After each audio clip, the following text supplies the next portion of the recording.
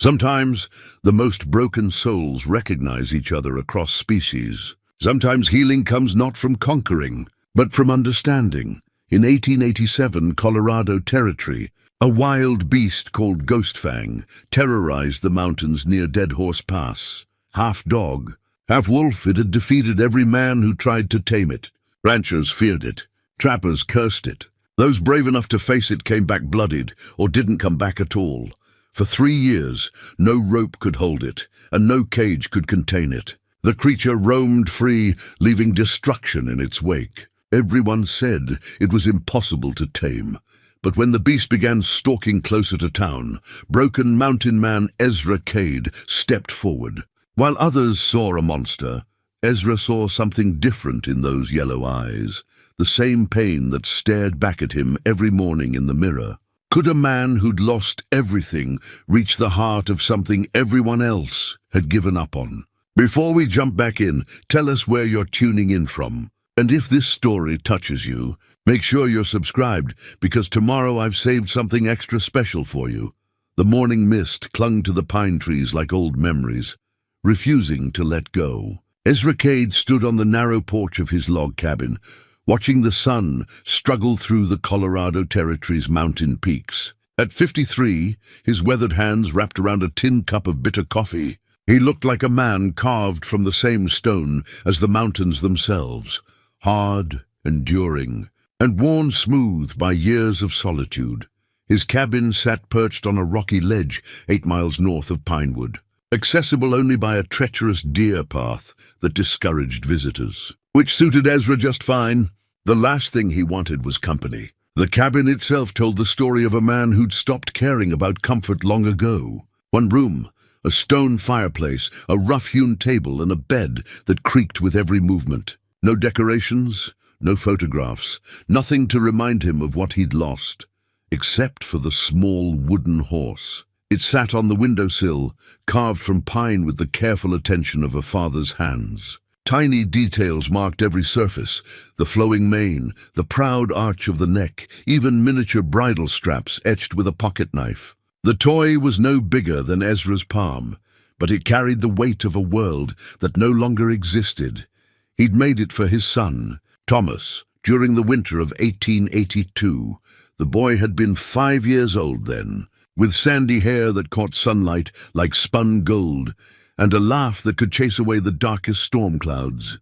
Thomas had carried that little horse everywhere, making galloping sounds as he ran through their house in Denver, pretending to be a great cavalry officer leading charges against imaginary enemies. Now Thomas was buried in a cemetery Ezra would never visit again, and the horse sat silent on a windowsill, gathering dust like everything else in Ezra's deliberately empty life. The accident had been 5 years ago, though some days it felt like yesterday. Other days it felt like a lifetime. Ezra had been sheriff of Arapahoe County then, a position he'd held with pride and purpose. He'd believed in justice, in protecting the innocent, in making the world safer for families like his own. That belief had died the same day as his boy. The outlaw's name was Marcus Kane, wanted for bank robbery and murder across 3 territories. Ezra had tracked him for weeks, finally cornering him in a warehouse on the outskirts of Denver. Kane had surrendered without a fight, hands raised, weapon dropped. It should have been the end of the story, but Ezra had made a mistake. One moment of misplaced mercy, one decision to trust that a man begging for his life wouldn't try anything desperate. He'd loosened Kane's bonds slightly during transport, responding to the man's claims that the ropes were cutting off circulation to his hands. It was a kindness that cost everything. Kane had broken free during the transfer, stolen Ezra's own service revolver, and escaped into the Denver streets. 3 days later, driven by rage and a twisted sense of revenge, Kane had broken into Ezra's home while the sheriff was out on another case. He'd found Martha in the kitchen and Thomas playing in the sitting room. The neighbors said they heard 2 gunshots. When Ezra came home that evening, he found them both lying in pools of blood, the wooden horse clutched in Thomas's small fingers. Kane was never caught. He'd vanished like smoke into the vast Western Territories, leaving behind only destruction and a broken man who could no longer bear to wear a badge. The townspeople of Denver had been understanding at first. They'd attended the funeral, offered condolences, even suggested that Ezra take time to heal before returning to duty. But Ezra knew better. He'd seen the questions in their eyes, the unspoken blame. If the sheriff couldn't protect his own family, how could he protect theirs? So he disappeared into the mountains, carrying nothing but essential supplies and the weight of his failures. For 5 years, he'd lived on these heights, trapping enough game to survive, trading pelts once a month in Pinewood for coffee, flour, and ammunition. The townspeople knew him only as the strange hermit who appeared like a ghost at Thompson's general store, conducted his business in silence, and vanished back into the wilderness. They whispered about him naturally. Some said he was touched in the head. Others claimed he was dangerous, a man whose grief had twisted him into something unpredictable. A few of the older residents remembered hearing stories about a sheriff in Denver who'd lost his family, and they suspected the truth. But no one ever asked directly. Ezra preferred it that way. Questions meant conversation, and conversation meant explaining things he couldn't bear to put into words. Better to be known as the crazy mountain man than the father who'd failed to save his child. His daily routine never varied. Rise before dawn, check the trap lines, gather firewood, maintain his equipment. Every task performed with the methodical precision of a man trying to keep his mind occupied. He'd learned that idle thoughts led to dangerous places, memories of laughter, of small arms wrapped around his neck, of bedtime stories and promises he couldn't keep. The only time he descended toward civilization was for supplies, and even then he timed his visits to avoid the busiest hours. Thompson's general store on Tuesday mornings, when most folks were busy with their own affairs. Quick, efficient transactions conducted in monosyllables. Pay for what he needed, load his pack, and retreat back to his mountain solitude.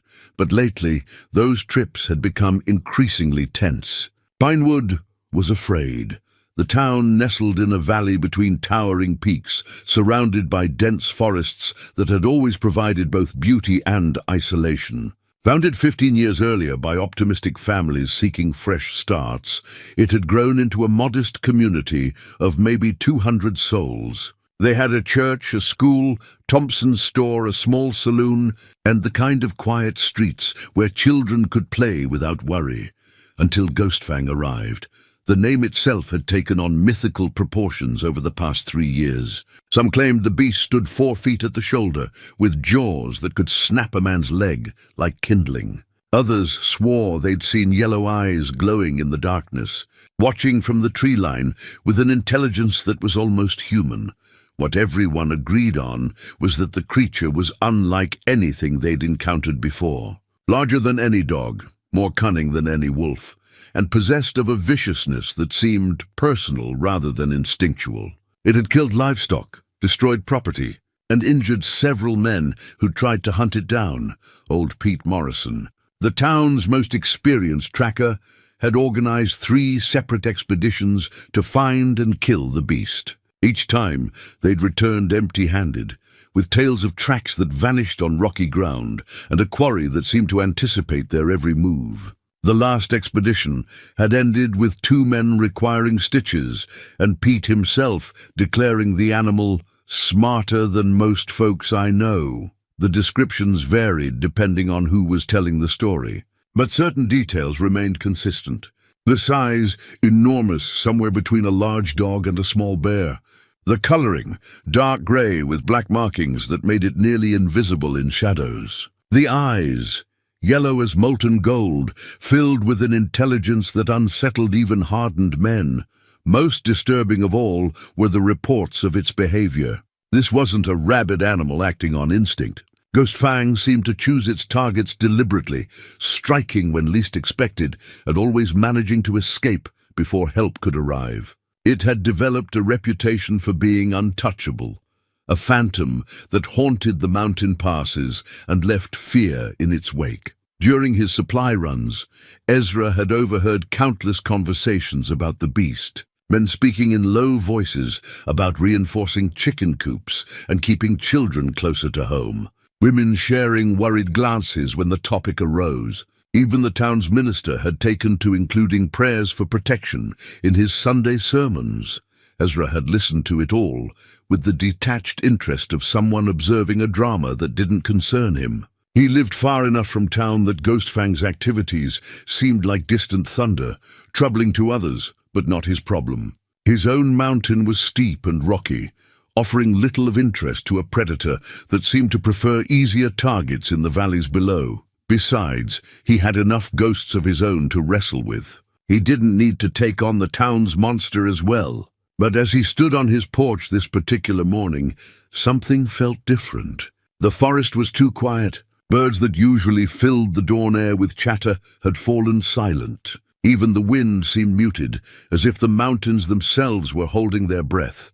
Ezra's instincts, dulled by years of isolation but not completely dead, began to stir. Something had changed in the delicate balance of his wilderness sanctuary. Something large enough and dangerous enough to silence the natural world. He stepped back inside the cabin and reached for his rifle. A well-maintained Winchester that had served him faithfully through years of hunting and protection. The weapon felt familiar in his hands, a reminder of skills he'd hoped never to use again.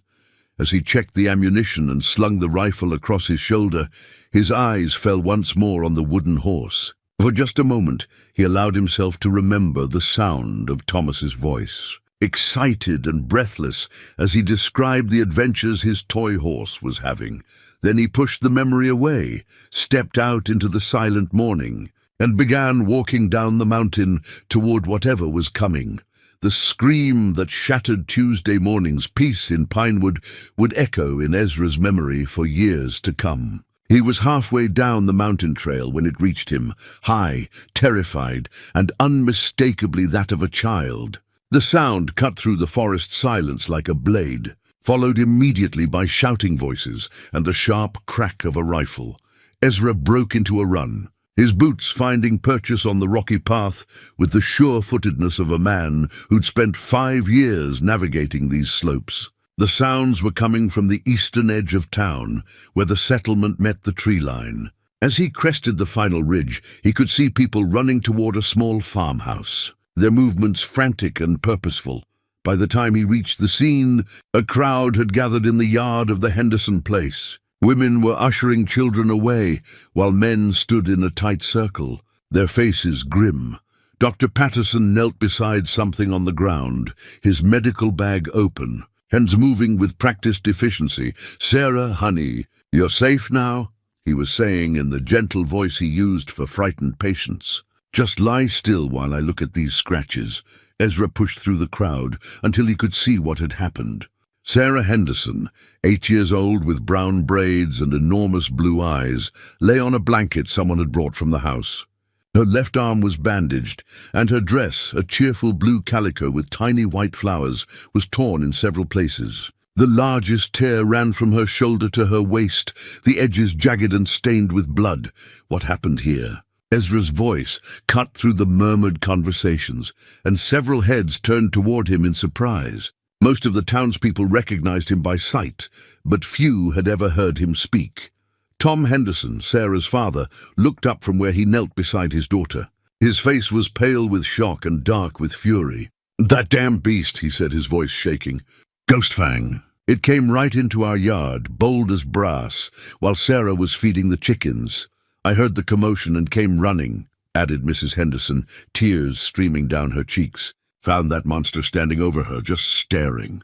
When it saw me, it took off toward the woods, but not before." She gestured helplessly at her daughter's torn clothing. Dr. Patterson finished his examination and sat back on his heels. "She's lucky," he announced to the crowd. "The scratches are shallow, more like warning marks than a real attack. If that animal had meant serious harm, we'd be having a very different conversation." "Warning marks?" Tom Henderson stood up, his hands clenched into fists.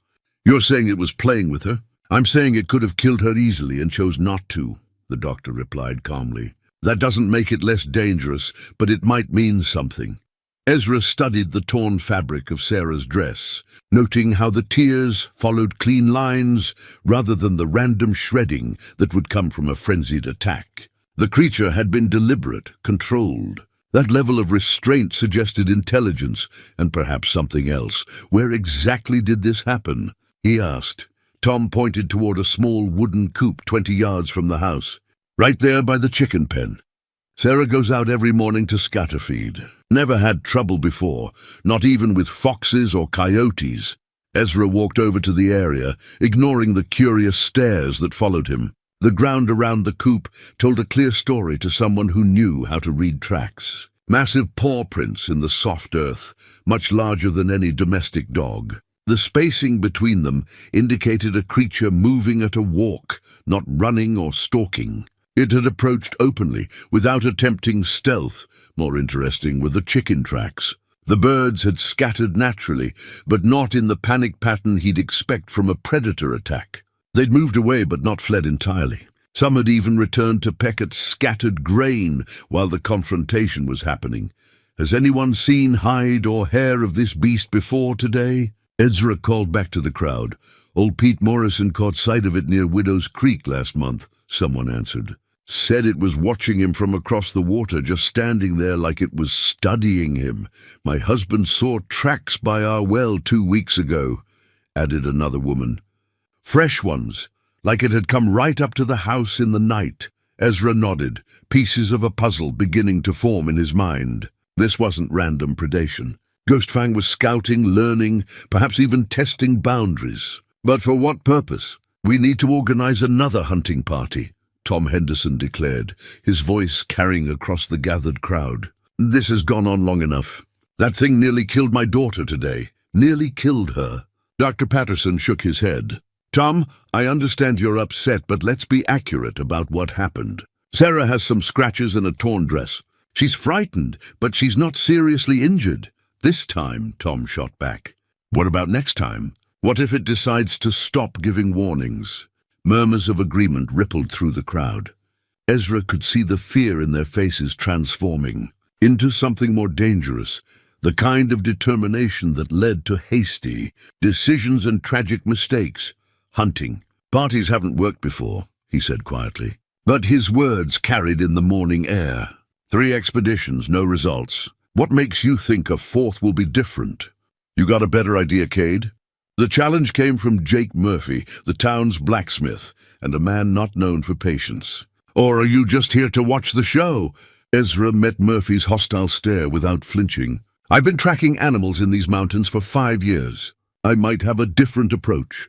Different how? This from Mayor Williams, a thin man with intelligent eyes who'd been quietly observing the exchange. Most folks have been treating this like a hunting problem, Ezra replied. Track it down, corner it, kill it. But this animal isn't behaving like normal prey. It's smart, it's cautious, and it seems to be studying human behavior as much as humans are trying to study it. So what are you suggesting? Dr. Patterson asked, genuine curiosity in his voice. Ezra was quiet for a long moment, his eyes moving from the torn dress to the tracks by the chicken coop to the faces of the frightened townspeople. Everything inside him wanted to walk away, to return to his mountain sanctuary and leave these people to solve their own problems. He'd learned the hard way that getting involved in other people's troubles only led to more pain. But then he looked at Sarah Henderson, still lying on the blanket with her wide, scared eyes, and something shifted inside his chest. Something he'd thought was dead began to stir. The protective instinct that had once driven him to become a lawman. The paternal feelings that had made him a devoted father. I think maybe this animal needs understanding more than it needs killing, he said finally. Something drove it to this behavior. Wild animals don't usually get this close to human settlements without good reason. You want to try to understand a monster. Jake Murphy's voice dripped with disbelief. I want to try to solve this problem in a way that doesn't get anyone else hurt, Ezra replied evenly. Including the animal. A shocked silence fell over the crowd. Tom Henderson was the first to break it. You're talking about my daughter, Cade. That thing attacked my little girl. No, Ezra said, his voice gaining strength. It marked your little girl. There's a difference. If Ghost Fang had wanted to kill her, she'd be dead. Instead, she's scared but safe. That tells me this animal is trying to communicate something, not hunt. Communicate what? Mayor Williams asked. Ezra looked around at their skeptical faces, knowing he was about to propose something they'd consider madness. I won't know until I try to find out. But I'm willing to track this creature alone and see if there's another way to handle this situation. Alone. Dr. Patterson frowned. That's incredibly dangerous. Less dangerous than sending an armed mob into the mountains, Ezra countered. This animal has avoided every hunting party so far. It knows these hills, it's faster than you are, and it's shown it can disappear when it wants to. But it's also shown restraint. That gives me something to work with. The crowd erupted into arguments, some supporting the idea of trying a different approach, others insisting that the only good solution was a dead Ghost Fang. Through it all, Ezra stood quietly, his mind already working out the logistics of tracking an intelligent predator that didn't want to be found. When the voices finally died down, Mayor Williams stepped forward. "How long are you asking for, Cade?" 2 weeks, Ezra replied. "Give me 2 weeks to see if I can make contact with this animal and figure out what it wants. If I can't make progress by then, you can organize all the hunting parties you want. And if it hurts someone else in the meantime," Tom Henderson demanded. Ezra looked down at the torn piece of blue calico fabric at his feet, stained with blood, but not soaked in it. "A warning, not an attack. A message, not murder. Then I'll track it down and kill it myself," he said quietly. "But I don't think that's what's going to happen." Back in his cabin that evening, Ezra spread his tracking gear across the rough wooden table like a general planning a campaign. Rope, dried meat, his skinning knife, extra ammunition, a compass, and a small telescope he'd acquired years ago for spotting game at distance. Everything a man needed to survive in the wilderness while pursuing something that didn't want to be found. As he worked, organizing supplies with methodical precision, his hands moved with automatic efficiency while his mind wandered to places he usually kept locked away. The way Sarah Henderson had looked lying on that blanket reminded him too much of another child, another time when his protection had failed. He reached for his pack and his fingers brushed against something small tucked into a side pocket. Without thinking, he pulled out a pair of tiny leather gloves, brown and soft, sized for a 5-year-old's hands. His breath caught in his throat. He'd made these gloves for Thomas during the winter before everything went wrong. The boy had wanted to help with the wood chopping, insisting that he was old enough to use tools like his father. Ezra had compromised by teaching him to stack kindling, but only if he wore proper protection for his small hands. The memory hit him with unexpected force. Thomas, so serious and determined, struggling to hold the miniature work gloves steady while Ezra helped him slip them on. "Now I can work like Papa," the boy had said with such pride in his voice that Ezra had to turn away to hide his smile. Patience. "Thomas," Ezra had told him that day, watching his son carefully arrange pieces of wood in neat piles. "Animals and tools both require patience. Rush either one and somebody gets hurt." Thomas had nodded solemnly, as if receiving sacred wisdom. "Patience, Papa, I'll remember." But patience hadn't saved him when Marcus Kane came calling. All the careful lessons about gentleness and understanding hadn't protected a small boy from a madman's revenge. Ezra tucked the gloves back into his pack, forcing himself to focus on the present. He'd given his word to the people of Pinewood, and despite his years of isolation, that still meant something. More importantly, he couldn't stand by and watch fear consume another community the way guilt had consumed him. The next morning, he set out before dawn, following the trail from the Henderson place into the dense forest beyond. Ghost Fang's tracks were easy enough to follow at first. The creature had made no effort to hide its path as it departed from the scene. Deep impressions in the soft earth showed a steady gait, not the frantic scrambling of an animal fleeing in panic. Ezra paused frequently to study the signs, reading the story they told with skills honed by years of solitary hunting. The spacing between prints remained consistent, indicating an animal walking with purpose rather than wandering aimlessly. Occasionally, the tracks would stop entirely, usually near fallen logs or large boulders that offered vantage points overlooking the surrounding terrain. "You were watching," Ezra murmured to himself, examining one such spot where the ground showed clear signs of an animal sitting for an extended period. Watching and learning, the trail led steadily upward into terrain that grew increasingly rugged. Dense pine forests gave way to rocky outcroppings and steep ravines that would challenge even an experienced climber.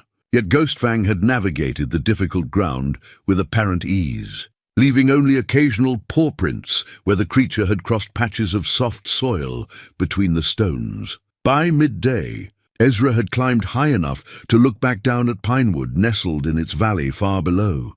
From this elevation, he could see the pattern of farms and homesteads spread across the landscape like a patchwork quilt. Anyone or anything positioned up here would have a commanding view of human activities in the settlement. The implications made him thoughtful. This wasn't just an animal passing through territory. Ghostfang had chosen this vantage point deliberately, studying the humans below with the patience of a military scout. The afternoon brought new challenges as the trail became more difficult to follow.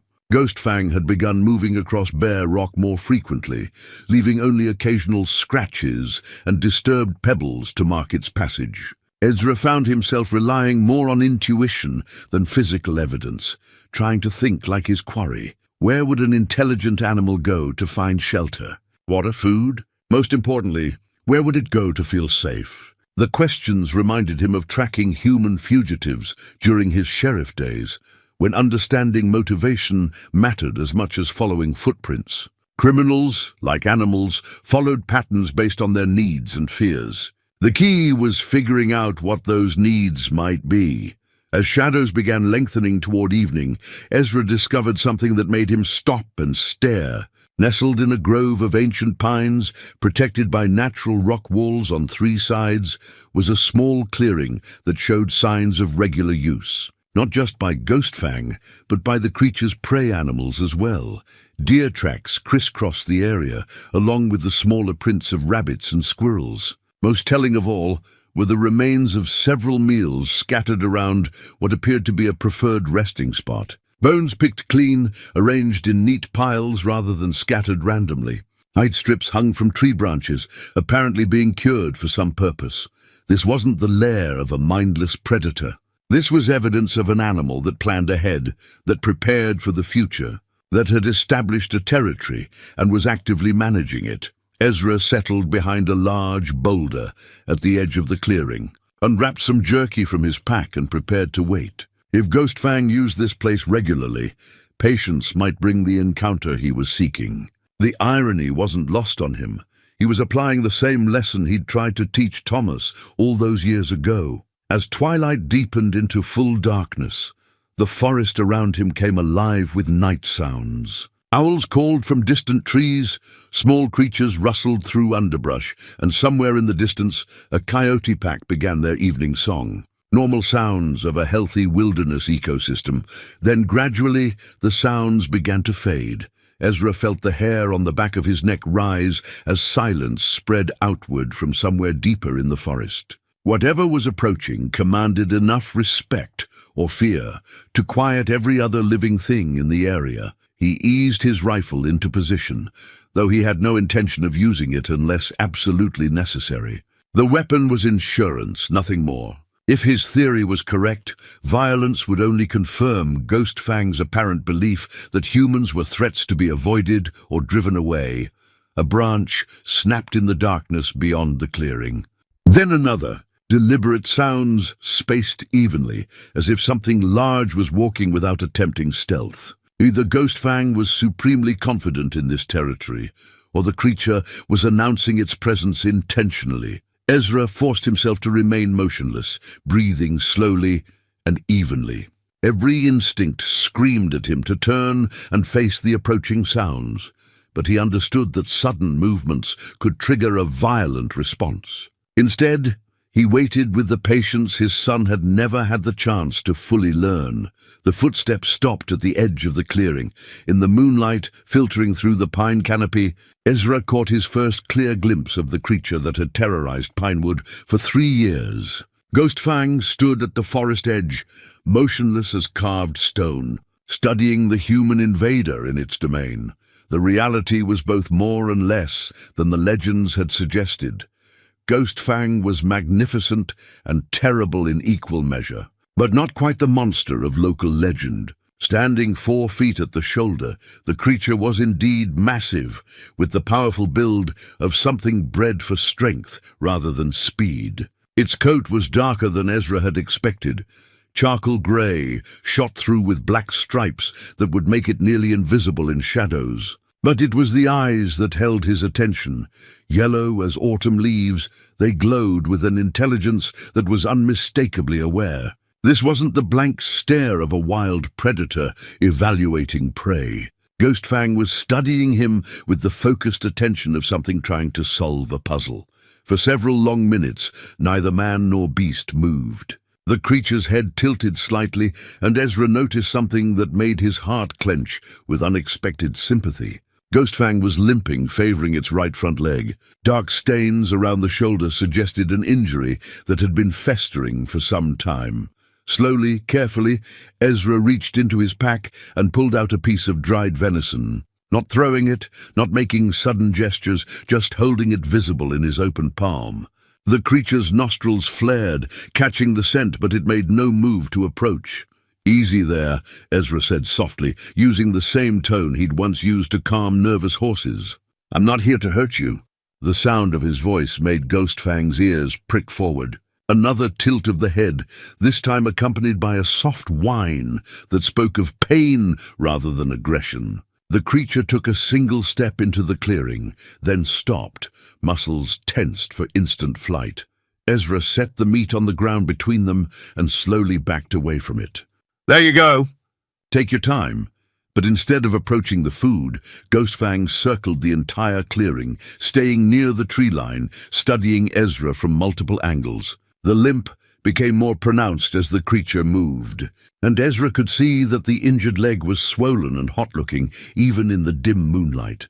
When the circling was complete, Ghost Fang settled onto its haunches about 20 feet away from both Ezra and the offered meat. The message was clear. It would watch and wait, but it wouldn't be trapped into accepting gifts that might come with strings attached. Smart animal. Too smart for its own good, perhaps. Ezra remained motionless for another hour, letting the creature grow accustomed to his presence. Gradually, the normal night sounds of the forest began to return. Owls resumed their hunting calls. Small creatures ventured out of their hiding places, and the tension in the clearing decreased to something almost companionable. When Ghost Fang finally approached the meat, it did so with elaborate caution, never taking its eyes off Ezra. The creature sniffed the venison thoroughly before taking it in gentle bites. Nothing like the savage tearing that legends had described. Even injured and hungry, it maintained a dignity that spoke of careful upbringing. This had been someone's companion once. Ezra was certain of it now. As if reading his thoughts, Ghost Fang finished the meat and then did something unexpected. It approached closer, within 10 feet, and lay down facing him, head resting on its front paws. The posture was unmistakably that of a dog, seeking approval from a trusted human. "What happened to you, boy?" Ezra whispered. "Where did you come from?" The creature's tail, thick and bushy, gave the slightest twitch at the sound of his voice. Not wagging exactly, but acknowledgement that it was being spoken to rather than shouted at. Ezra spent the rest of the night in the clearing, maintaining his vigil while Ghost Fang dozed fitfully nearby. The creature's sleep was troubled, interrupted frequently by whimpers and involuntary movements that suggested painful dreams. Each time it stirred, those yellow eyes would find Ezra immediately, checking that the human was still in the same position and posed no threat. By dawn, a fragile trust had been established. Nothing dramatic, nothing that would make for exciting stories in Pinewood's saloon. Just two damaged souls, sharing space without violence, each giving the other room to exist. When morning light filtered through the pine canopy, Ezra got his first clear look at Ghost Fang's injured leg. The wound was worse than he'd thought, a deep puncture that had become badly infected, probably from a trap or a bullet that had grazed rather than killed. Without treatment, the creature would eventually succumb to blood poisoning.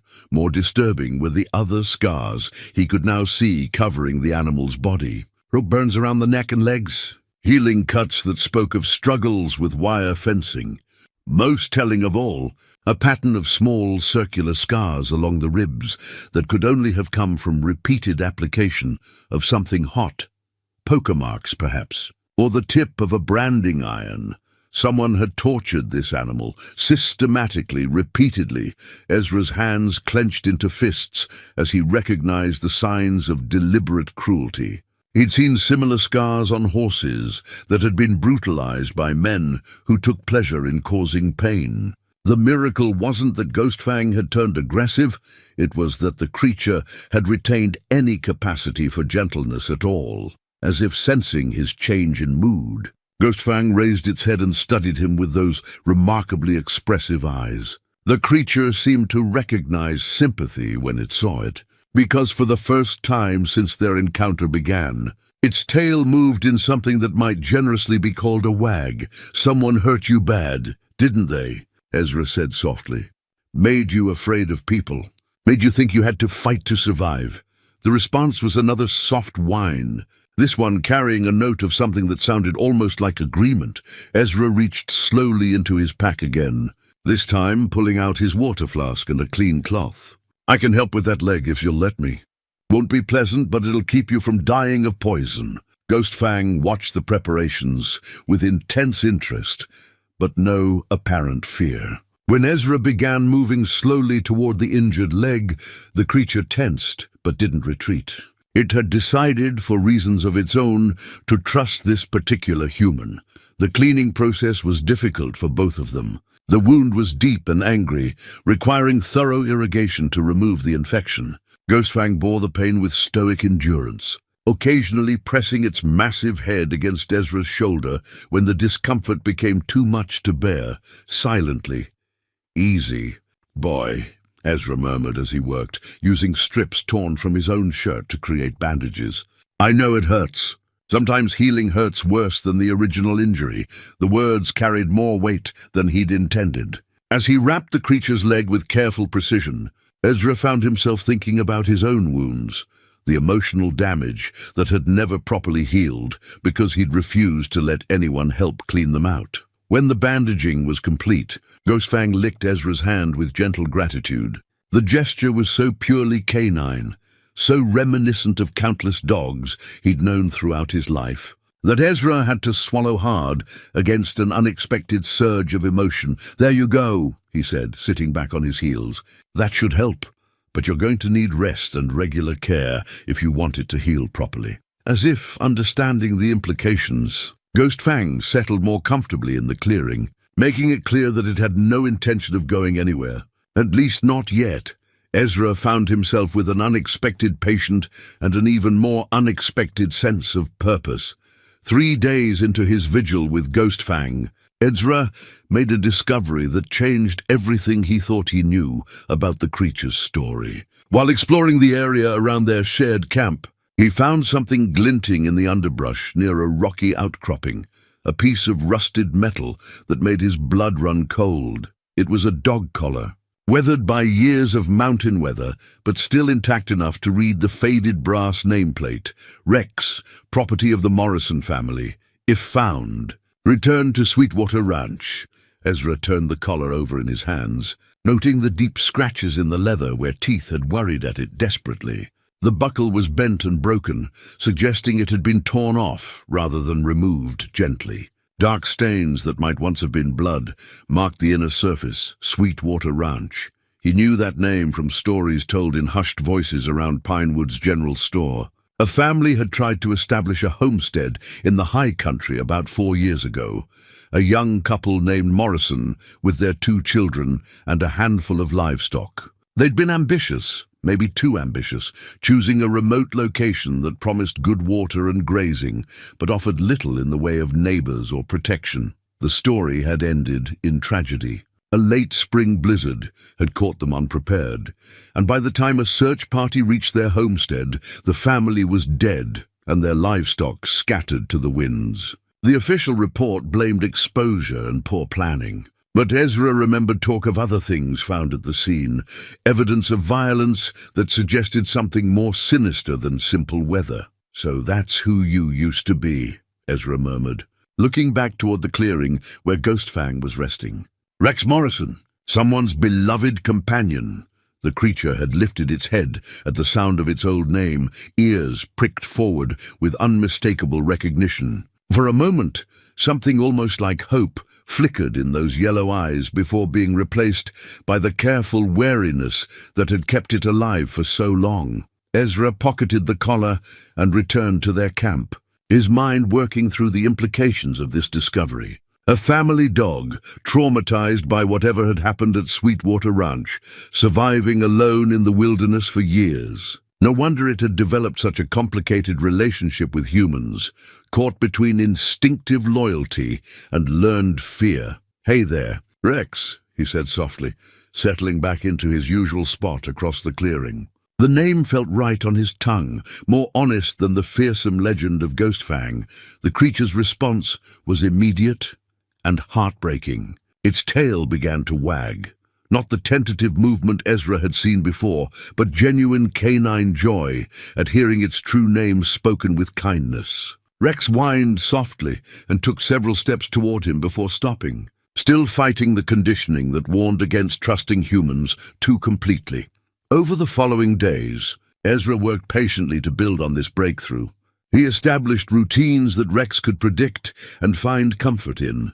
Fresh water brought every morning. The infected wound cleaned and rebandaged each evening. Quiet conversation during the long hours of waiting for healing to take hold. The dog's intelligence became more apparent as their relationship deepened. Rex had learned to distinguish between different types of human approach during his years of hiding. He could tell the difference between someone moving through the forest casually and someone hunting him specifically. He understood that raised voices meant danger, but quiet tones meant safety. Most remarkably, he had developed an almost supernatural ability to read human intentions. When Ezra moved too quickly or made sudden gestures, Rex would freeze and study him intently until satisfied that no threat was intended. The dog had learned to survive by becoming a student of human nature. "You're smarter than most people I've known," Ezra told him one evening as he changed the bandages. The infection was responding well to daily cleaning, and Rex no longer flinched when Ezra approached the injured leg. "Probably smarter than me, truth be told," Rex responded by resting his massive head on Ezra's knee, a gesture of trust that felt like a gift. The simple contact awakened something in Ezra that had been dormant since Thomas's death, the protective instinct that had once made him a devoted father and dedicated lawman. But their peaceful routine was about to be disrupted. The 6th day of their partnership, Ezra heard voices echoing up from the valley below. Harsh voices raised in anger, growing steadily closer. Rex heard them too, and immediately assumed the alert posture that meant potential danger. His ears flattened against his skull, and a low growl rumbled in his throat. "Easy, boy," Ezra soothed, but he was reaching for his rifle even as he spoke. Those voices carried the particular tone of men worked up for violence, and he had a sinking feeling he knew what had brought them to the mountains. Through his small telescope, he could see them climbing the steep trail toward their position, 5 men armed with rifles and accompanied by a pack of hunting dogs. At the head of the group was Jake Murphy, the blacksmith from Pinewood, his face set in grim determination. "We know you're up here, Cade." Murphy's voice carried clearly across the distance. "Time's up! That beast nearly killed Tom Henderson's boy yesterday, and folks are done waiting for your fool experiment to work." Ezra's blood chilled. Another attack? But that was impossible. Rex hadn't left the clearing in days, had barely been able to walk on his injured leg. Whatever had happened in Pinewood, this dog wasn't responsible. "There's been a mistake," he called back, stepping into view but keeping his rifle ready. "The animal you're looking for is here with me, and it's been here for almost a week. It couldn't have attacked anyone yesterday. Don't try to protect that monster," shouted another voice, Pete Morrison, the old tracker. "We found fresh tracks right by the Henderson place. Big ones, just like before." Rex pressed against Ezra's leg, trembling with a fear that went deeper than simple anxiety. This was the terror of an animal that had learned to associate groups of armed humans with pain and death. His breathing had become rapid and shallow, and Ezra could feel the powerful muscles bunching beneath the thick fur. "Listen to me," Ezra called out, trying to keep his voice calm and reasonable. "I can prove this dog isn't responsible. Give me a chance to show you." His words were cut off by the sharp crack of a rifle. The bullet splinged off a rock near Rex's feet, sending stone fragments flying. The hunting dogs below began baying with excitement. Sensing that their quarry was near, Rex let out a howl of pure terror and bolted for the tree line, his injured leg nearly buckling under him, but adrenaline carrying him forward. In seconds, he had vanished into the dense forest, leaving Ezra alone to face 5 angry men who were convinced they were hunting a killer. "You fools," Ezra shouted, his own temper finally breaking. "You just drove away the only chance you had of solving this problem." But Murphy and his companions were already spreading out, trying to cut off escape routes and corner their quarry. The hunt that Ezra had hoped to avoid was about to begin in earnest. And now he found himself caught between his promise to the townspeople and his growing attachment to a dog that deserved protection, not persecution. As the sounds of pursuit faded into the forest, Ezra made a decision that would have surprised the hermit he'd been just a week earlier. He was going to find Rex before the others did, even if it meant putting himself between an innocent animal and the justice that humans called necessary. Finding Rex took 2 days of careful tracking through terrain that grew increasingly treacherous. The dog had fled in panic, crashing through underbrush and leaving a trail that even an inexperienced hunter could follow. But as his terror subsided and survival instincts took over, Rex had begun moving more deliberately, choosing paths that would mask his scent and confuse pursuers. Ezra followed the signs with growing respect for the animal's intelligence. Rex was leading the hunting party in circles, doubling back on his own trail, even wading through shallow streams to break his scent line. These weren't the actions of a mindless beast. They showed the calculated thinking of something that had learned to stay alive through cunning rather than strength. When Ezra finally caught up with him, Rex was hiding in a narrow cave, barely large enough for his massive frame. The dog was pressed against the back wall, eyes wild with fear, the carefully wrapped bandages around his leg torn and bloody from his desperate flight. "Easy, boy," Ezra whispered, settling at the cave mouth without trying to enter the confined space. "It's just me." "You're safe," Rex whined softly, recognizing Ezra's voice but too frightened to approach. The trust they'd built over the past week had been shattered by gunfire and the baying of hunting dogs, sounds that clearly triggered terrible memories. Ezra reached into his pack and pulled out his spare shirt, the one he'd been saving for emergencies. Without hesitation, he began tearing it into strips, working slowly so Rex could see that his hands held no weapons. "That leg needs attention," he said conversationally, as if they were still sitting peacefully in their mountain clearing. "Looks like you've torn it open again. Can't have that healing properly if you keep running on it." The familiar routine of preparing bandages seemed to calm Rex slightly. His breathing slowed, and some of the wildness faded from his eyes. When Ezra held out a strip of clean cloth, Rex actually crept forward far enough to sniff it. "That's it," Ezra encouraged. "Just like before. I'm going to take care of you, same as always." The process of rebandaging the injured leg in the cramped cave was awkward and difficult, but Rex submitted to it with the patient endurance Ezra had come to expect from him.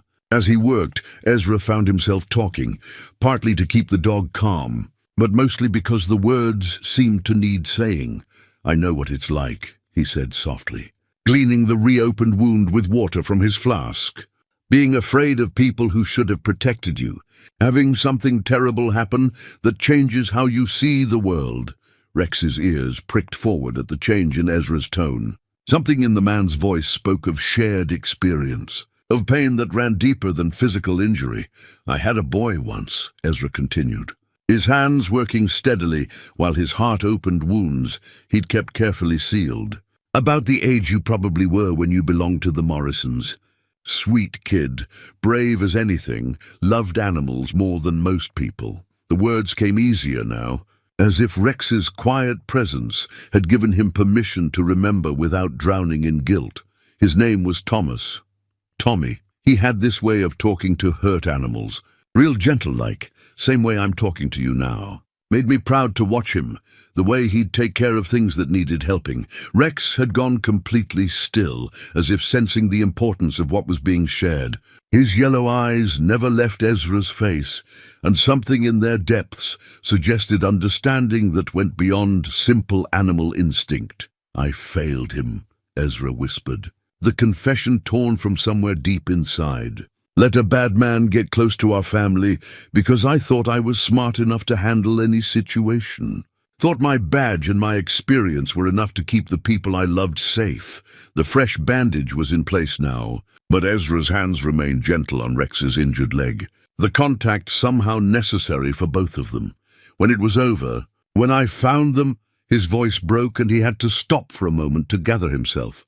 I couldn't save them, all my training, all my promises, and I couldn't save the two people who mattered most in the world. Rex pressed closer, his massive head coming to rest against Ezra's chest. The gesture was purely instinctive, the kind of comfort one wounded soul offers another. In that moment, species didn't matter, only the shared understanding of loss and survival. So I ran, Ezra admitted, stroking the thick fur behind Rex's ears. Came to these mountains to hide from what I'd done wrong. Told myself I was protecting other people by staying away. But truth is, I was just scared of failing again. They sat together in the cave's dim interior, two refugees from different kinds of tragedy, finding solace in quiet companionship. The sounds of the hunting party had faded into the distance. Jake Murphy and his men were searching in the wrong direction, following false trails that Rex's desperate flight had created. But I found you, Ezra said eventually. Or maybe you found me. Either way, I'm not running anymore. As if responding to the resolve in his voice, Rex lifted his head and looked directly into Ezra's eyes. What passed between them in that moment was something beyond simple trust. It was recognition. They had both been broken by loss, had both learned to fear the very connections that might heal them, and had both discovered that sometimes salvation came in unexpected forms. The sound of voices in the distance reminded them that their sanctuary was temporary. The hunting party was still out there, still convinced they were pursuing a killer. But now Ezra had a decision to make that would have been impossible a week earlier. He was going to protect Rex, no matter what it cost him. "Come on, boy," he said, gathering his supplies. "We need to get you somewhere safe while I figure out how to prove your innocence." Rex struggled to his feet, still favoring the injured leg, but moving with more confidence than he'd shown since the attack. As they prepared to leave the cave, he did something that stopped Ezra in his tracks. He picked up the torn remains of his old bandages in his teeth and carried them along, as if understanding that evidence of his injury might be important. "Smart dog," Ezra murmured with something that might have been the first smile he'd managed in years. "Smarter than the men hunting you, that's certain." Together, they emerged from the cave into afternoon sunlight that seemed brighter somehow, full of possibilities that neither had dared imagine just days before. The hunt was still on, the danger still real, but they were no longer facing it alone. For the first time since losing Thomas, Ezra felt like he had something worth protecting again. And judging by the way Rex stayed close to his side as they moved through the forest, the feeling was mutual. The wanted poster was nailed to a pine tree like a death sentence, the paper fluttering in the mountain breeze as if trying to escape its own message. Ezra found it while scouting ahead for safe passage, and the sight of his own face staring back at him from the crude sketch made his blood turn to ice water. Wanted for questioning, Ezekiel Cade, former sheriff of Arapahoe County, last seen in the vicinity of Pinewood, Colorado Territory. Contact U.S. Marshal Service Denver office. Reward $500. Below the main text, in smaller print that made Ezra's hands shake, in connection with the escape of Marcus Kane and subsequent murder of Martha and Thomas Cade, may be armed and considered dangerous. Rex sensed his distress immediately, pressing against his leg with a soft whine of concern. But Ezra barely noticed the comfort being offered. His mind was reeling with the implications of this discovery. After 5 years of hiding, someone had connected the Hermit of Pinewood with the disgraced sheriff who disappeared from Denver. But who? And why now? The answer came in the form of voices approaching through the trees, not the rough calls of Jake Murphy's hunting party, but the measured tones of men accustomed to official authority. Ezra grabbed Rex's collar and pulled him behind a large boulder just as 3 figures emerged into view. The man in the lead wore a brass star on his vest and carried himself with the confidence of someone used to being obeyed. Behind him walked 2 others, one clearly a deputy by his stance and equipment, the other a civilian whose expensive clothes and soft appearance marked him as someone from the city. "This is the area the townspeople described," the marshal was saying, consulting a piece of paper. "If Cade is really up here playing games with that animal, we should find signs soon enough." "I still don't understand why we're pursuing this angle," the civilian complained, dabbing at his forehead with a silk handkerchief. "The man's been a hermit for years. What possible connection could he have to my client's interests?" "Your client hired me to find Marcus Kane," the marshal replied curtly. "Kane's trail went cold after the Denver murders, but there were always rumors that someone helped him disappear. A disgraced sheriff with nothing left to lose would be perfect for that kind of job." Ezra's world tilted sideways. They thought he'd helped Marcus Kane escape. The man who'd murdered his family was being protected by someone wealthy enough to hire federal marshals. And somehow Ezra had become a suspect in his own family's deaths.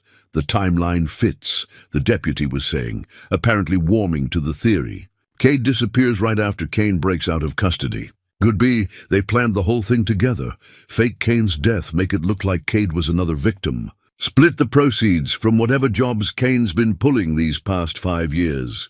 Preposterous," Ezra whispered. But even as he said it, he could see how the circumstances might look to outsiders. A sheriff whose prisoner escapes and kills his family, then vanishes without a trace into the wilderness. To men who didn't know the crushing weight of guilt and grief that had driven him into exile, it might indeed look like elaborate deception. "The question is whether this dog business is connected," the civilian mused. "Some kind of signal system, perhaps. Kane uses the animal to communicate with Cade about when it's safe to move stolen goods through the territory."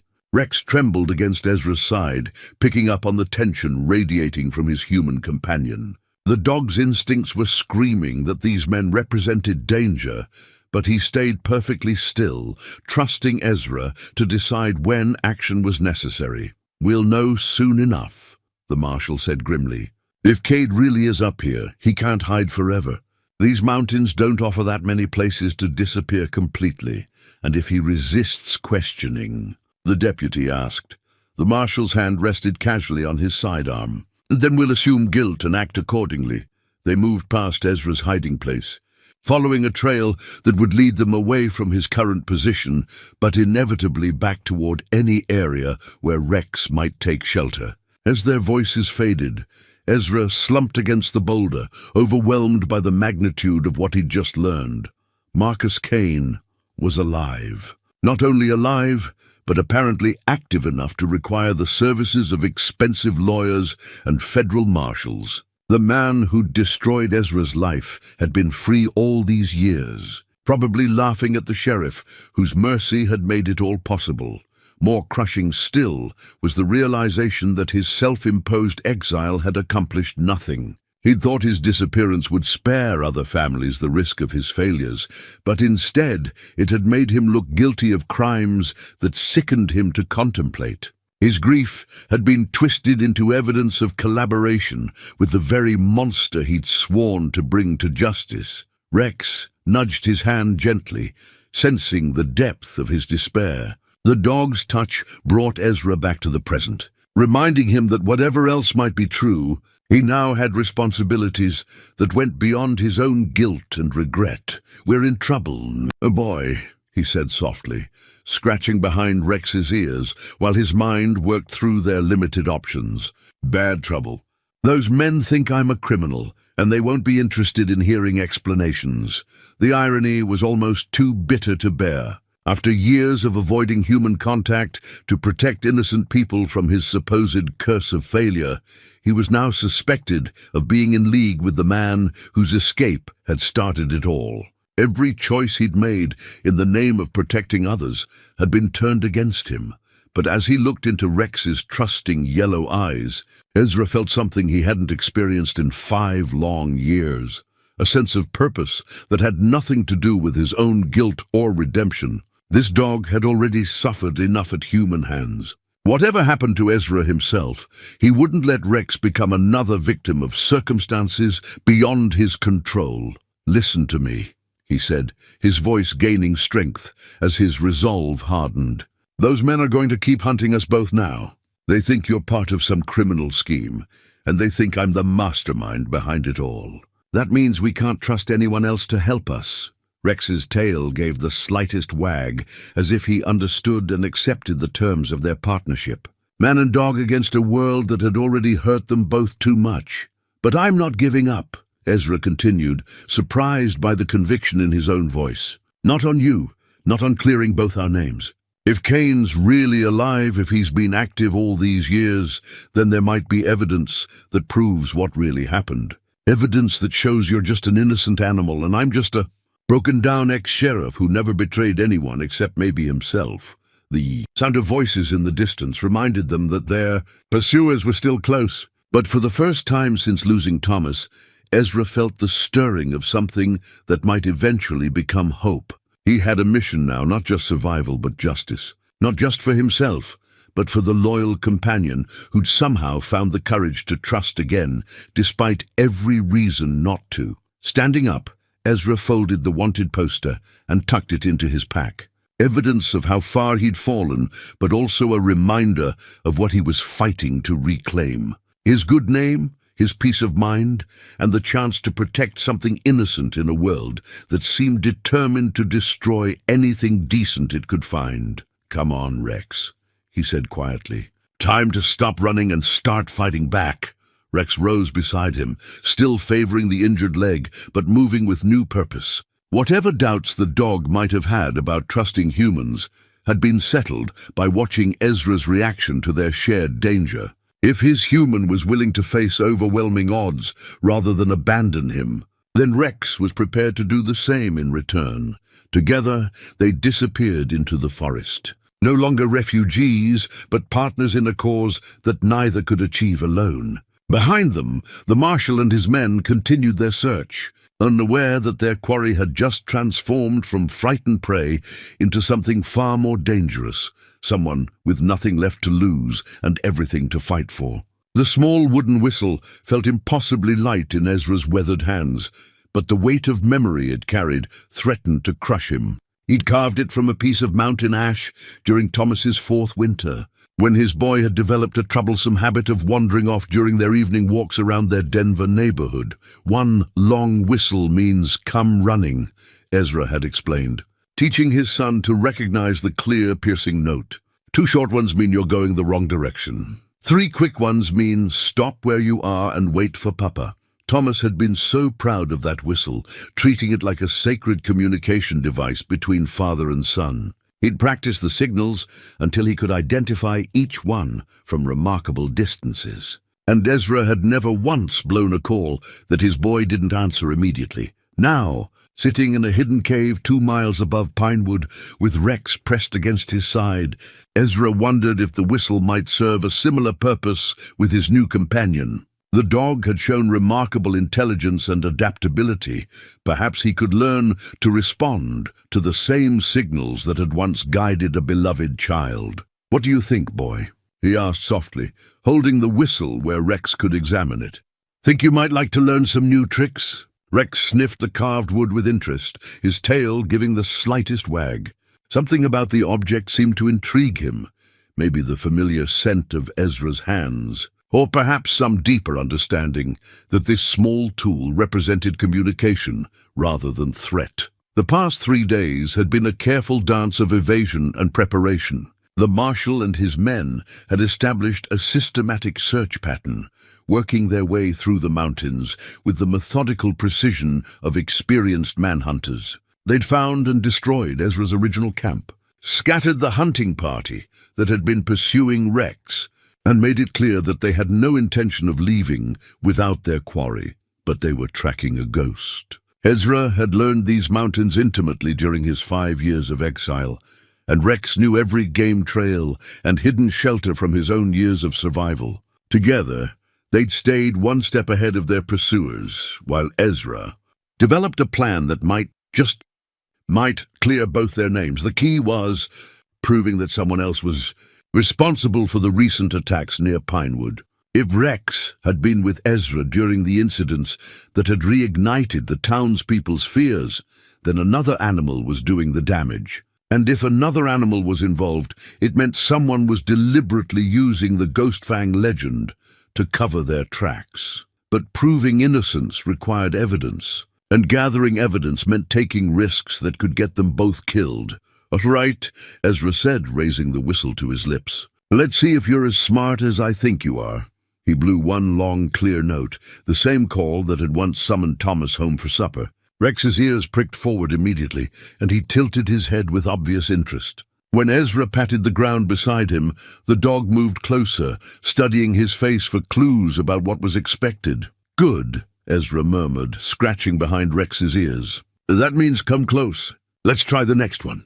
2 short blasts brought a different response. Rex looked around uncertainly, then took a few steps toward the cave entrance. When Ezra shook his head and repeated the signal, the dog returned to his side, beginning to understand that the sounds were instructions rather than random noise. The 3 quick notes proved the most challenging. Rex had no frame of reference for stopping and waiting.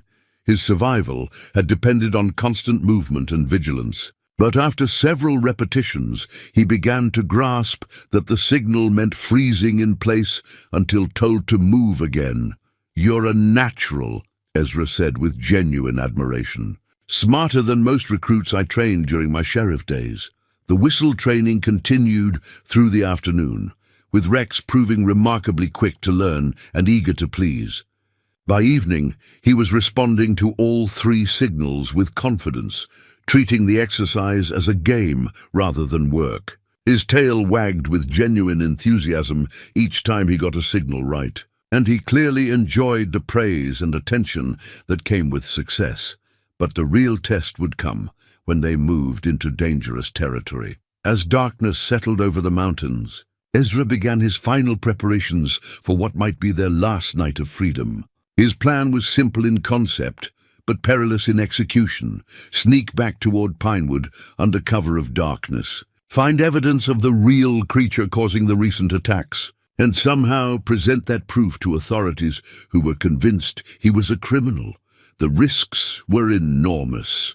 The marshal's men would be watching every approach to the town, equipped with the kind of resources that made capture likely and escape uncertain. Worse still, if Ezra was wrong about there being another animal involved, he'd be walking Rex directly into a trap with no way out. But doing nothing meant accepting guilt for crimes neither of them had committed. And Ezra had spent 5 years learning that some forms of safety came at too high a price for his conscience to bear. "Listen to me carefully," he said, his hands working methodically as he checked his rifle and loaded his pack with essential supplies. "Where we're going tonight is going to be dangerous. More dangerous than anything we've faced so far." Rex watched these preparations with the focused attention he'd learned to give Ezra's more serious moments. Something in the man's tone told him this wasn't another training exercise or routine movement to a new hiding place. "There are going to be men with guns looking for us," Ezra continued, speaking as much to organize his own thoughts as to prepare his companion. Men who think we're criminals and won't hesitate to shoot first and ask questions later. If something happens to me, if we get separated, or if I tell you to run, you use everything you've learned these past years to disappear into these mountains and stay hidden." The dog's tail stopped wagging, and his yellow eyes grew solemn. He'd learned to read human emotions with uncanny accuracy, and he could sense the weight of what Ezra was contemplating. "But if everything goes right," Ezra said, forcing optimism into his voice that he didn't entirely feel, "we might be able to prove that you're not the monster everyone thinks you are. Maybe even prove that I'm not the traitor they think I am." He tucked the whistle into his shirt pocket, close to his heart, where he'd once carried a photograph of Thomas and Martha. The symbolic gesture wasn't lost on him. He was carrying hope again, fragile and precious as a child's toy, but real enough to fight for. "The whistle signals work for close range," he explained, patting the pocket. "But if we get separated and I can't get close enough to call you, watch for other signs. And signals, things that look natural but aren't. You're smart enough to figure them out." Rex pressed closer, as if sensing this might be their last quiet moment together for a while. His massive head rested on Ezra's knee with the same trusting weight that had first broken through the mountain man's carefully constructed walls. "I want you to know," Ezra said quietly. His voice thick with emotion, he'd thought himself incapable of feeling anymore. "That these past weeks with you have been the first time I've felt human since I lost my boy. Whatever happens tonight, you gave me that gift. You reminded me what it feels like to have someone depending on me, someone worth protecting." The words hung in the cave's dim interior like a benediction, blessing the unlikely partnership that had transformed them both from broken survivors into something approaching whole again. When they finally emerged into the starlit night, Ezra felt the familiar weight of his rifle across his shoulders and the comforting presence of Rex at his side. They moved through the darkness with the synchronized precision of a team that had learned to trust each other completely, heading toward a confrontation that would either restore their names or end their story forever. Behind them, the cave that had been their sanctuary stood empty, holding only the lingering warmth of the bond that had been forged within its protective walls. Ahead lay Pinewood, and the answers that might finally set them free if they could survive long enough to find them. The whistle rested against Ezra's heart, silent for now, but ready to carry the voice of protection and love across whatever dangers the night might bring. Just as it had once called a small boy home to safety, it would now guide a loyal dog through the darkness toward something that might, with courage and luck, finally resemble justice. Together, man and beast descended toward their destiny, no longer running from their past, but moving deliberately toward the confrontation that would define their future. The ambush came at dawn in Devil's Canyon, a narrow pass where ancient rock slides had created a maze of boulders and blind corners.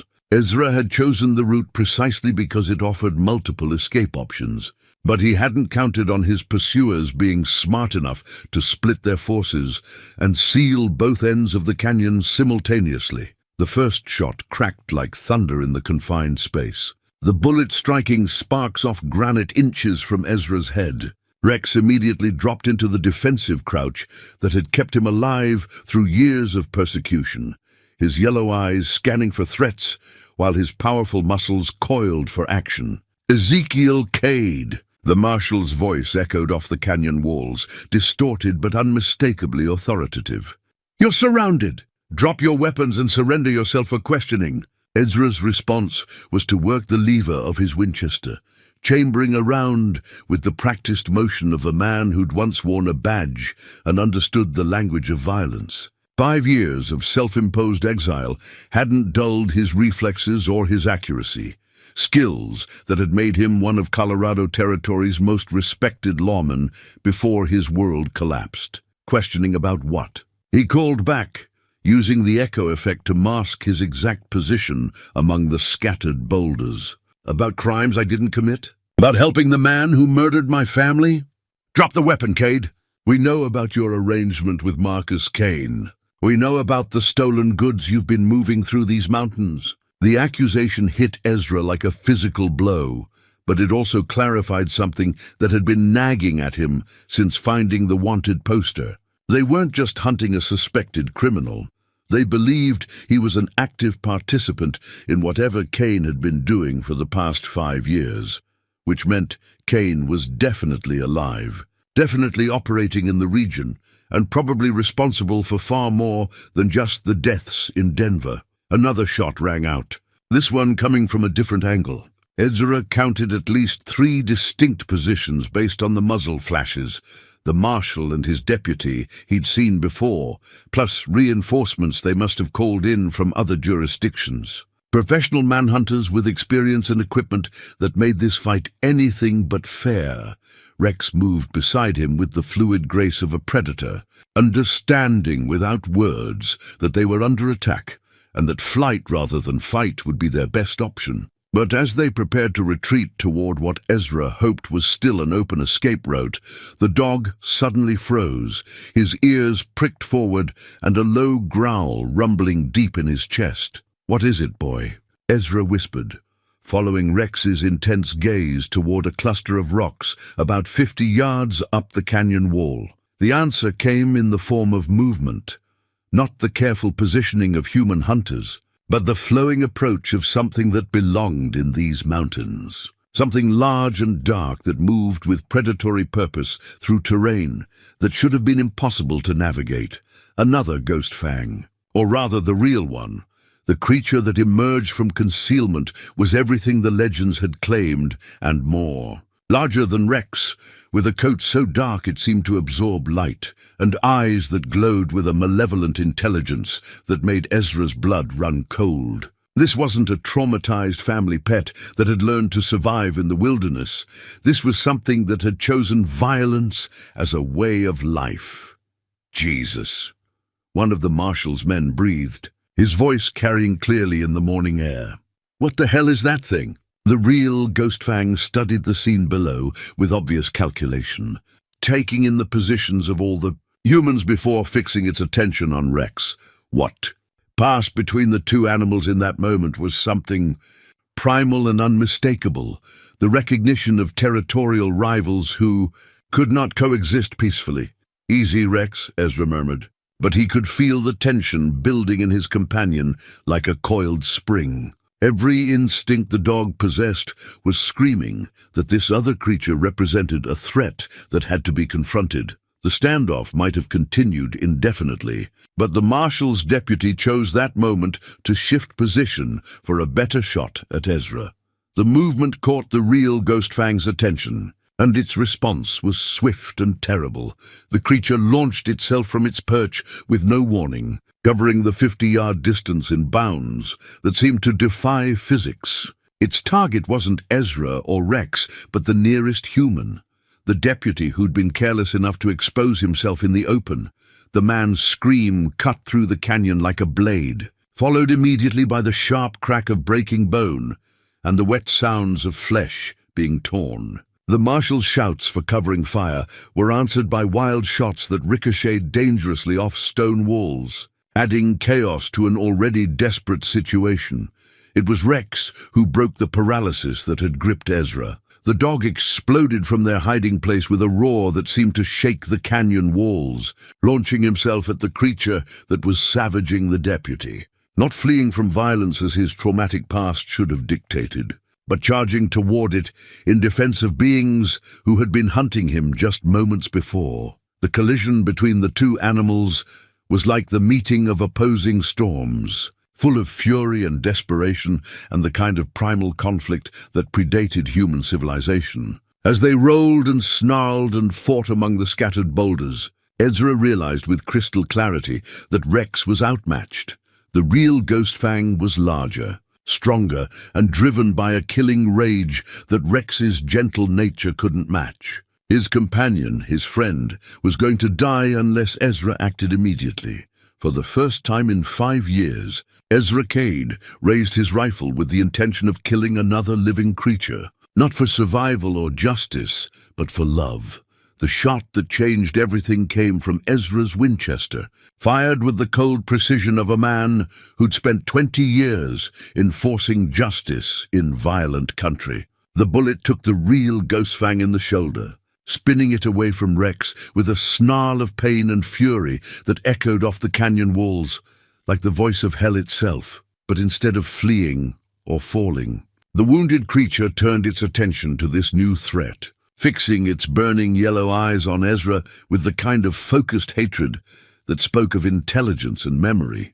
This wasn't just an animal defending territory. This was something that understood revenge. Rex struggled to his feet, blood streaming from deep gashes along his flanks where the other creature's claws had found their mark. His injured leg buckled under him, but he forced himself upright through sheer determination, positioning himself between Ezra and the advancing predator. "Get back, boy," Ezra commanded, working the Winchester's lever to chamber another round. But Rex ignored the order, his own growl rising to match the rumbling threat coming from their enemy. The real Ghostfang circled them with the patient, stalking behavior of an apex predator, apparently unconcerned by its own wound. Dark blood matted its coat, but the injury only seemed to have increased its rage rather than weakening its resolve. When it finally attacked again, it came not for Rex, but directly for Ezra, recognizing him as the more dangerous opponent. Ezra's second shot went wide as he threw himself sideways to avoid massive jaws that snapped shut where his head had been just moments before. He hit the rocky ground hard, feeling his ribs protest the impact, but managed to roll behind a boulder as claws raked the stone where he'd fallen. The creature's frustrated roar was answered by Rex's defiant bark as the injured dog launched himself at his tormentor from behind. The impact sent both animals tumbling in a confusion of fur and fangs, but this time Rex was ready for the fight. His weeks of healing had restored much of his strength, and more importantly, he was fighting to protect rather than simply survive. The battle between the two animals was fierce but brief. Rex had size and intelligence on his side, but the real Ghostfang fought with the vicious desperation of something that had nothing left to lose. When they separated this time, both were bleeding, but it was Rex who was favoring a new injury, a deep puncture wound in his neck that leaked crimson onto the canyon floor.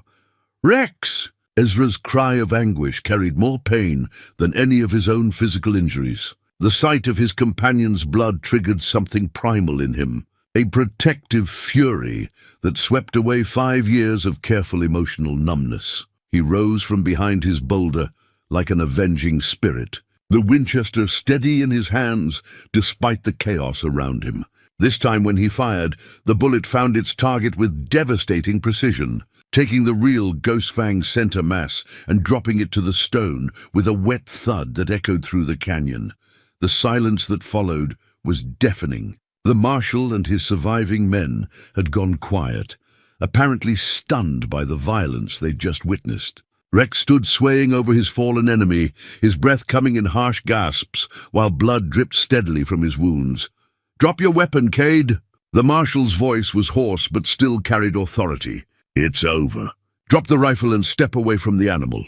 Instead of complying, Ezra walked slowly toward Rex, his hands empty but his eyes never leaving his wounded companion.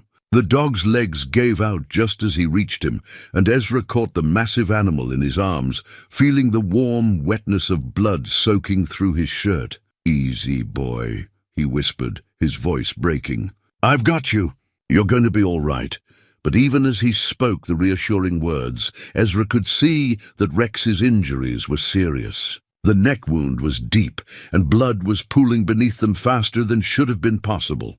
Without immediate medical attention, his companion wasn't going to survive. "Help us," Ezra called out to the hidden lawman, all pretense of resistance abandoned. "This dog just saved your deputy's life. The least you can do is help me save his." "Step away from the weapon first," came the shouted reply. Ezra looked down at the Winchester lying beside him, then at Rex's fading eyes, and made the easiest decision of his life. He kicked the rifle away, sending it clattering across the stone. "There! Now help us, damn you!" The marshal emerged from concealment first, his own weapon drawn, but pointed downward. What he saw when he reached them apparently convinced him that the immediate threat had passed. A bleeding man holding a dying animal, both of them surrounded by evidence of a battle that had nothing to do with criminal conspiracy and everything to do with love and loyalty. Jesus. "Cade," the marshal said quietly, holstering his pistol. "What the hell happened here?" "Justice," Ezra replied simply, pressing his hands against Rex's wounds in a desperate attempt to slow the bleeding. Finally, from Rex's neck hung the torn remains of a bloody bandage, the last remnant of the care Ezra had given him, now stained with the price of protecting those who would have destroyed him. The fabric that had once been a symbol of healing had become a badge of sacrificial courage, worn by a dog who'd proven that sometimes the greatest strength comes from choosing to love, despite every reason to hate. As consciousness faded from Rex's yellow eyes, his tail managed one final weak wag, not in pain, but in the simple joy of knowing he was not alone. 3 months later, autumn painted the Colorado Territory in shades of gold and crimson that reminded Ezra of better days. He sat on the porch of his new cabin, larger than the old one, with room for more than just solitary survival, watching Rex chase fallen leaves with the enthusiasm of a dog half his age. The scars from their final battle had healed well, leaving only faint silver lines beneath his dark coat and a slight stiffness in his gait when the weather turned cold. The new collar around Rex's neck was a work of art, braided from the finest leather Ezra could find, and decorated with small silver conchos that caught the morning sunlight. It wasn't a tool of restraint, but a symbol of belonging, crafted during the long weeks of recovery, when both man and dog had learned to trust in the possibility of better days. "Rex Morrison Cade," Ezra said aloud, testing the weight of the name they'd settled on. It honored the dog's original family while acknowledging the new bond that had been forged in blood and sacrifice. Rex's ears perked up at the sound, and his tail began the enthusiastic wagging that had become such a welcome part of Ezra's daily routine. The official vindication had taken time, but it had been complete. The real Ghostfang's body had yielded evidence that connected it to a series of livestock killings across 3 territories. Attacks that had occurred while Rex was documented to be in Ezra's care. More importantly, the creature's lair had contained trophies from its victims, including items that proved its responsibility for the original Morrison family tragedy. Rex had been cleared of all charges officially and publicly. The townspeople of Pinewood had held a ceremony in his honor, with little Sarah Henderson presenting him with a hand-stitched blanket that he treasured above all his other possessions. Dr. Patterson had declared him a hero of the First Order, and even Jake Murphy had grudgingly admitted that he'd been wrong about the dog's character. Ezra's own exoneration had been more complex but equally thorough. The federal investigation, triggered by the Canyon battle, had uncovered a network of corruption that reached back to Denver and involved several officials who'd been protecting Marcus Kane in exchange for a share of his criminal proceeds. Kane himself had finally been captured in a raid on his hideout near the Utah border, ending a reign of terror that had lasted far longer than anyone had imagined. The wanted poster that had started it all now hung framed on Ezra's wall, not as a badge of shame, but as a reminder of how thoroughly truth could triumph over appearances when good people were willing to fight for it. Below, it hung his old sheriff's badge, offered back to him by a grateful territorial government that had learned the value of honest lawmen the hard way. He'd declined the offer politely but firmly. That part of his life belonged to the past, along with the guilt and isolation that had defined his years of exile. The future held different responsibilities, gentler ones that suited the man he'd become through learning to love again. The sound of approaching horses drew his attention to the trail that led up from Pinewood. Mayor Williams was riding in the lead, followed by Tom Henderson and his daughter Sarah, all of them wearing the kind of smiles that meant good news. Rex bounded toward them with welcoming barks, his transformation from feared beast to beloved town mascot complete in every detail that mattered. "Morning, Ezra," Mayor Williams called as he dismounted. "Beautiful day for what we came to discuss. And what might that be?" Ezra asked, though he suspected he already knew. They'd been dropping hints for weeks about a proposition that would benefit everyone involved. "The school board has approved our recommendation," Sarah Henderson announced, before any of the adults could speak. At 11 years old, she'd grown into a confident young lady whose brush with danger had only strengthened her natural courage. "We want Rex to be our official school guardian." The position they were offering was unprecedented, but perfectly logical. Rex would live at the schoolhouse during the week, protecting the children and serving as both companion and teaching aid for lessons about nature and responsibility. Weekends would be spent with Ezra, maintaining the bond that had saved them both, while allowing Rex to fulfill his natural protective instincts in a way that served the community. "What do you think, boy?" Ezra asked, kneeling beside his companion. "Want to be a school dog?"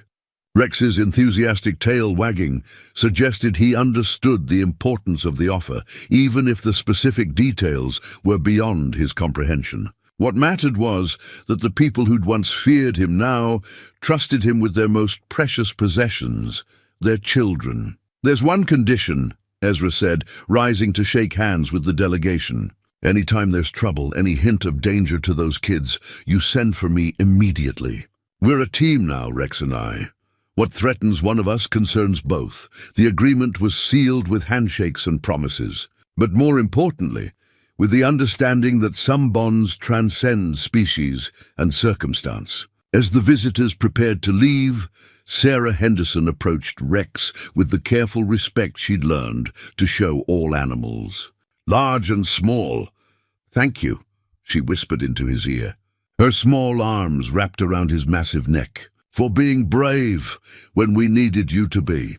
Rex's response was to gently lick her face, a gesture so tender that it brought tears to the eyes of every adult watching. This was redemption in its purest form, not just forgiveness for past mistakes, but the chance to transform those mistakes into wisdom that served others. As evening shadows lengthened across their mountain sanctuary, Ezra and Rex settled on the porch for their customary end-of-day reflection. The wooden whistle rested in Ezra's pocket, no longer needed for training, but treasured as a bridge between the love he'd lost and the love he'd found again. In the distance, the lights of Pinewood began to twinkle like earthbound stars, each one representing a family that now slept safely because two broken souls had learned to heal each other. It wasn't the ending either of them had expected when their paths first crossed in that moonlit clearing, but it was the ending they'd earned through courage, sacrifice, and the willingness to trust in second chances. Sometimes the most unlikely partnerships produce the most extraordinary results. Sometimes redemption comes not from running away from the past, but from learning to transform its lessons into gifts for the future. And sometimes, in a world that often seems determined to break good hearts, love finds a way to win.